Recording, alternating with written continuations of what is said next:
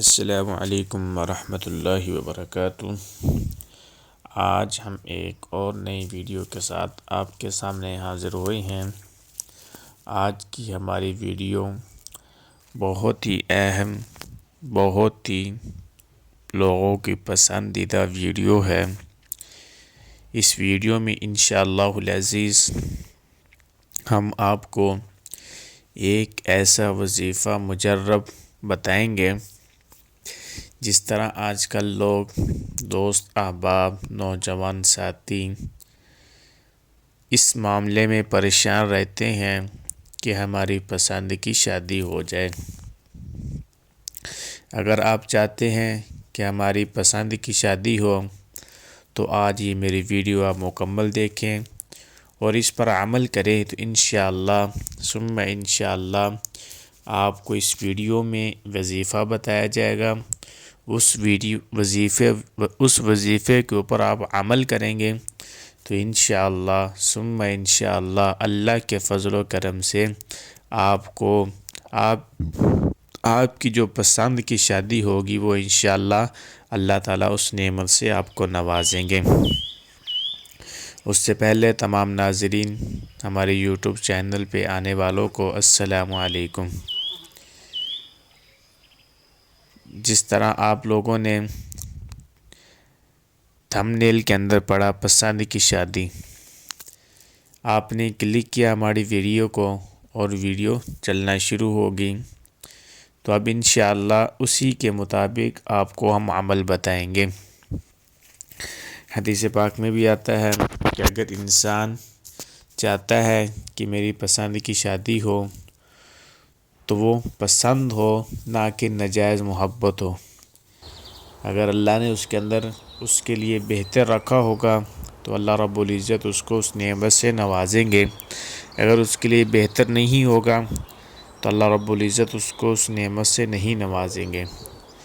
تو یہ 2-3-4 باتیں ہیں، اگر آپ دھیان سے سنیں گے اور اس پر عمل کریں گے، جس طرح آپ کو وظیفہ بتایا جائے گا اسی کے مطابق آپ پڑھیں گے تو انشاءاللہ ثم انشاءاللہ اللہ کے فضل و کرم سے آپ کو اللہ رب العزت آپ کی ہر مراد پوری فرمائیں گے۔ اس سے پہلے تمام ناظرین اس بات کی نیت کر لیں کہ آج کے بعد انشاءاللہ ہم 5 وقت کی نماز کا اہتمام کریں گے۔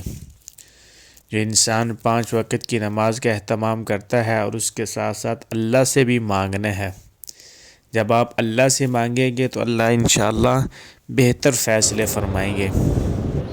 اگر آپ لوگوں کے سامنے مانگیں گے، لوگوں سے منتیں کریں گے، یار یہ میرا کام کر دو، یہ میرا کام کر دو، اس کے بجائے آپ اللہ کی طرف اپنے دھیان اور توجہ کو آپ اللہ کی طرف لگائیں گے تو انشاءاللہ ثم انشاءاللہ اللہ رب العزت آپ کو اپنے مقصد میں کامیاب کریں گے۔ ٹھیک ہے، دوسری بات یہ کہ درود شریف پہلے اور آخر میں 11 مرتبہ درود ابراہیمی پڑھنا ہے آپ نے۔ ٹھیک ہے، جب آپ نے وظیفہ شروع کرنا ہے اس کے شروع میں 11 مرتبہ درود شریف، جب آپ کا وظیفہ مکمل ہو جائے اس کے آخر میں 11 مرتبہ درود شریف جو ہم نماز کے اندر پڑھتے ہیں۔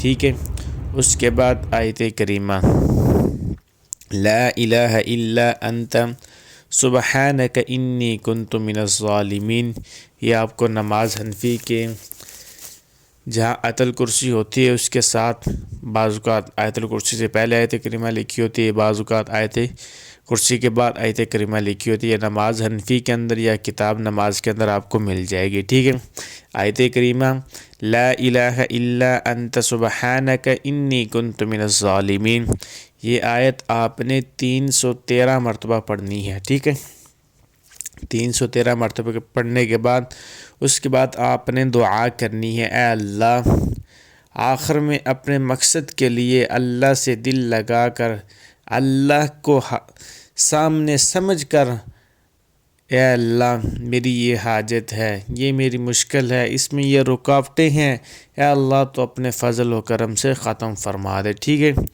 یہ آپ نے کام کرنے ہیں۔ پھر اس کے بعد جو آپ کے لیے اہم کام ہے وہ یہ ہے کہ آپ نے ہر جمعرات کو، یعنی جب آپ نے یہ وظیفہ شروع کرنا ہے اس کے اندر جب تک آپ اپنے مقصد میں کامیاب نہ ہو جائیں، جس مقصد کے لیے آپ یہ وظیفہ پڑھ رہے ہیں اس کے اندر کامیاب نہ ہو جائیں، اس وقت تک آپ نے یہ وظیفہ پڑھتے رہنا ہے، ٹھیک ہے۔